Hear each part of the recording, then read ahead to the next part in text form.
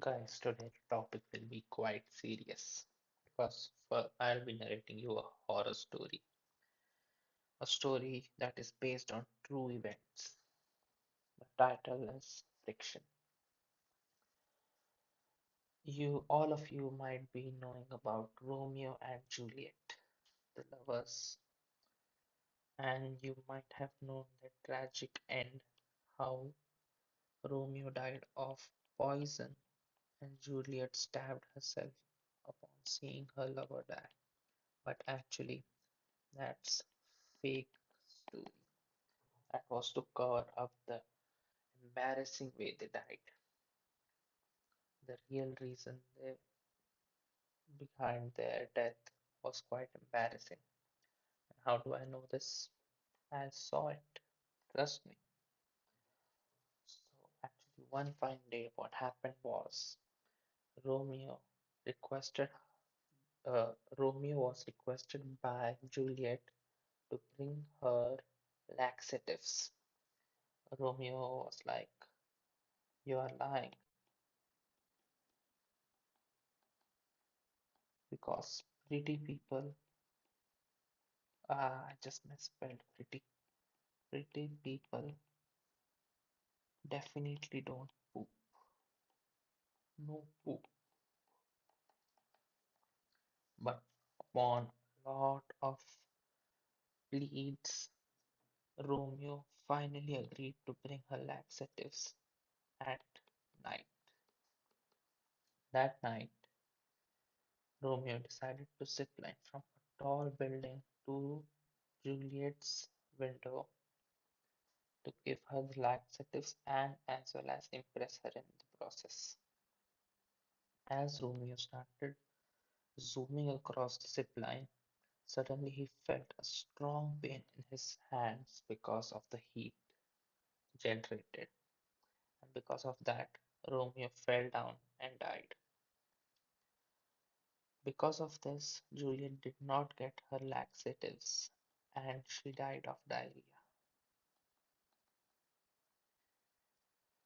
Behind all this story, we are introduced to the real hero of our story, that is Juliet's dad, who is, of course, Leonardo da Vinci.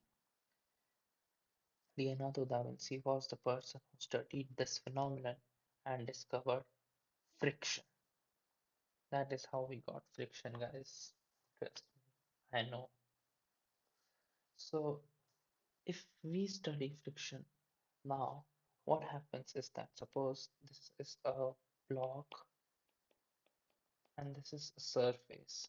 Now, if we zoom at it at an atomic level, we see that even though macroscopically the block may seem to be smooth, actually it is not. Block has many ridges and pores, and so does the surface. So what happens is that these ridges get into each other and interlock with each other, creating a sense of pull between the surfaces, making the surface stay together. If we draw it as a cartoon, it would look something like this. The two surfaces are hugging each other, they want to be together. So we can conclude that every pair of surfaces in this world are that are not 100% smooth can be perceived as Romeo and Juliet because they try their best to be together. Jokes apart, friction is really important as it helps us walk, write, digest food, to pump our blood up to a certain degree, to taste our food properly if the friction is optimal, and loads more of its uses. If we dive deeper into the subject of friction and go at an atomic level, we see that these throws and creases as we move the surface rub against each other, which creates a force that makes the surface stay together.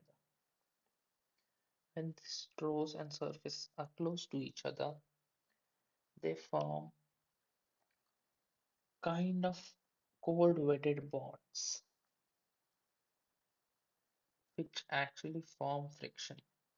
And the closer these two surfaces are, the better will be the hugging between the surfaces from our Romeo-Juliet analogy. Better will be the friction between these two surfaces.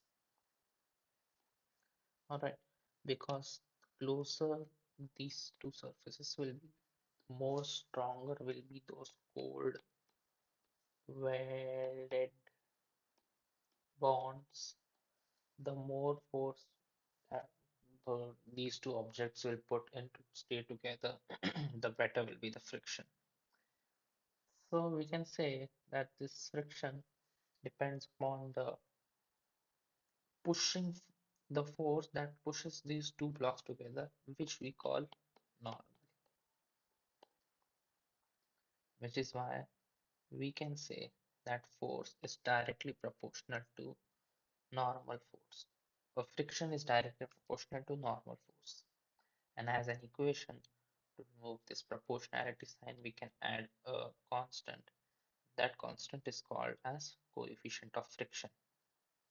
Now, friction is divided into two subparts, that is static friction, when the two surfaces are relatively at rest, and kinetic friction, when the two surfaces are relatively in motion.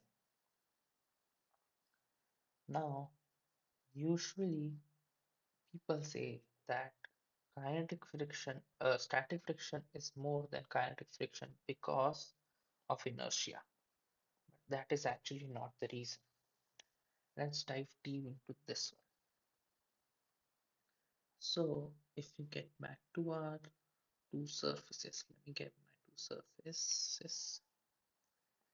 Just a second. Yes. Mm, Copy it. Let me explain it over here. Okay. So inertia is not the reason why static friction is more than kinetic friction. The actual reason is that when these two surfaces are relatively in rest, the they do both of them form kind of cold-wedded bonds between each other, both of these surfaces, because of the atoms at their very end when they are at rest. When we move the two bodies with respect to each other, we actually break these bonds. So these bonds get broken down and body starts moving. And as we break these bonds, even in the process of motion, these bonds get reformed and they break again. But these reformed bonds that are made during motion are not as strong as the bonds that were made when both the surfaces were at rest, which is the reason why static friction is more than kinetic friction. And the second misconception is if the friction is basically the interlocking the second misconception is if friction is basically the interlocking of surfaces, so it should depend upon the surface area. As more the surface area, more will be the troughs and crest, and more will be the interlocking, right? Well, hell no, that's not the case. The actual reason will be discussed in the next video because this video is already quite long and I want more views on my second